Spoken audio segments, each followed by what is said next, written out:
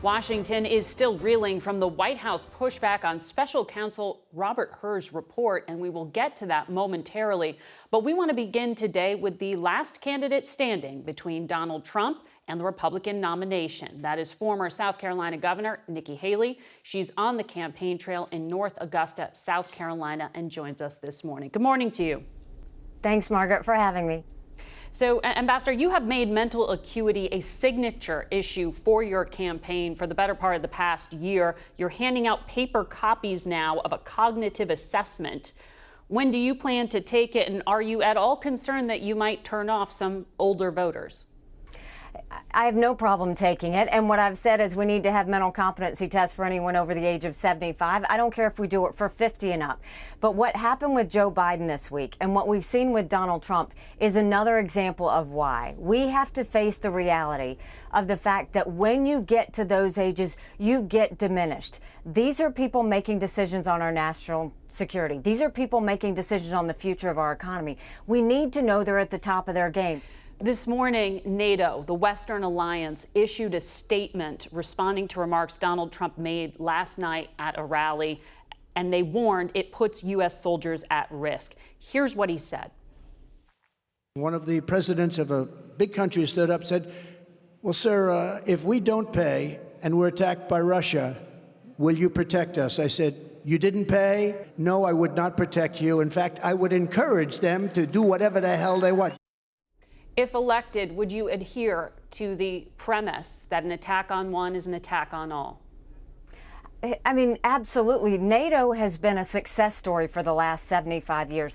But what bothers me about this is don't take the side of a thug who kills his opponents. Don't take the side of someone who has gone in and invaded a country and 500,000 people have died or been wounded because of Putin. Don't take the side of someone who continues to lie. I dealt with Russia every day. The last thing we ever want to do is side with Russia. What we always need to remember is America needs to have friends. After September 10th, we needed a lot of friends. We can never get into the point where we don't need friends. Now, we do want NATO allies to pull their weight, but there are ways you can do that without sitting there and telling Russia, have your way with these countries. That's not what we want. If you notice, Russia has never invaded a NATO country. They've invaded Georgia, Moldova, and Ukraine. They are actually very intimidated by NATO. NATO allows us to prevent war. We need to always focus on preventing war. I want to ask you about another comment that Donald Trump made that was personal about your husband, Major Michael Haley, who is currently deployed with the South Carolina National Guard. Trump said this about you. Where's her husband? Oh, he's away. He's away. What happened to her husband? What happened to her husband? Where is he? He's gone. I know you said this is disqualifying, but during his first presidential campaign, Donald Trump mocked former POW John McCain and a Gold Star family. He was still elected. You agreed to work for him. Why do you think that's disqualifying now? Well, I agreed to serve our country, and I'm proud that I got to serve our country.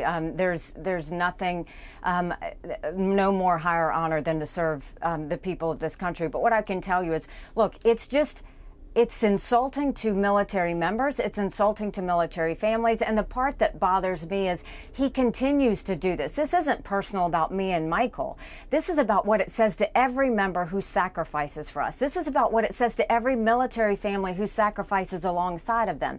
We can't have someone who sits there and mocks our men and women who are trying to protect America. It's a pattern. It's a pattern of chaos. It's a pattern of irresponsibility. It's a pattern of just saying things that are not helpful in strengthening America. And this is a chance America's going to get to decide. We know what Donald Trump is. You could watch that whole rally yesterday and it'll tell you all kinds of things. But the thing is, do you want it again? We know what Joe Biden is. You can see the press conference. You can look at the special investigation that says he's diminished. But do you want it again? I mean, the one thing we need to understand is for Republicans, with Donald Trump, he lost in 2018, he lost in 2020, he lost in 2022. And if you look at after the New Hampshire election, he went on this unhinged rant. And all he did was talk about revenge.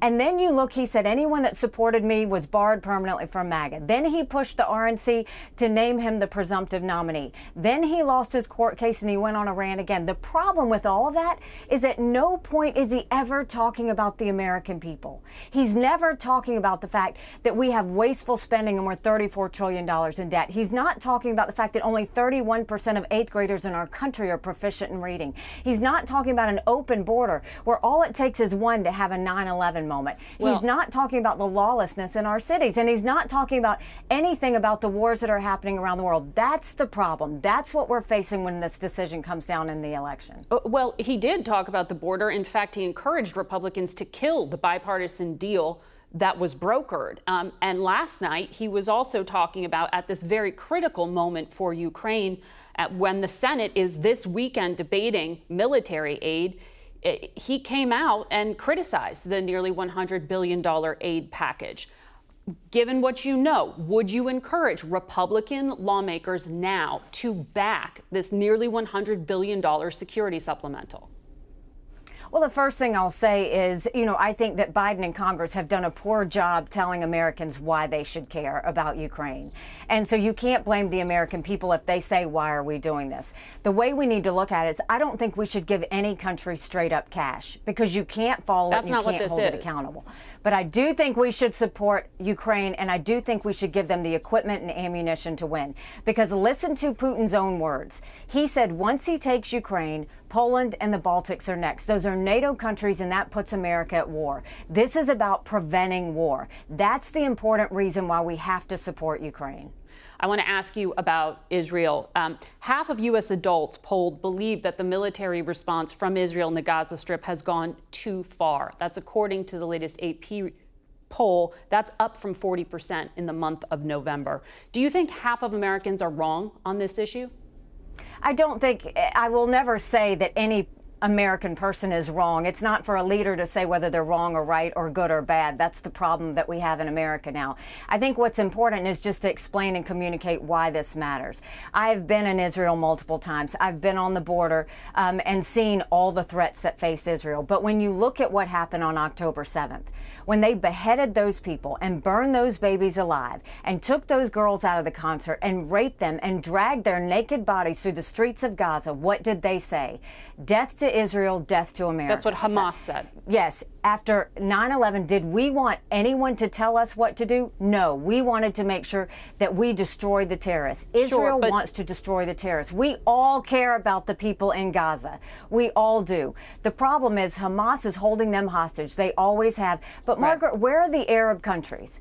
Where are the Arab countries going to Hamas saying we need to protect the people of Gaza? They're trying to help negotiate doesn't want to do this to the people of Gaza. Release, many of them right now. But are you saying you disagree with President Biden when he says Israelis have gone over the top in referring to the civilian casualties?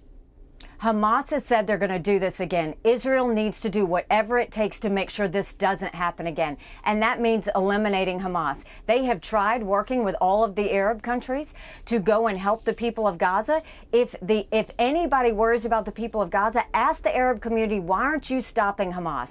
Why aren't you stopping Iran? They have the ability to do that. Why are you going to Israel? I have seen many times where everybody runs to Israel's defense when she gets...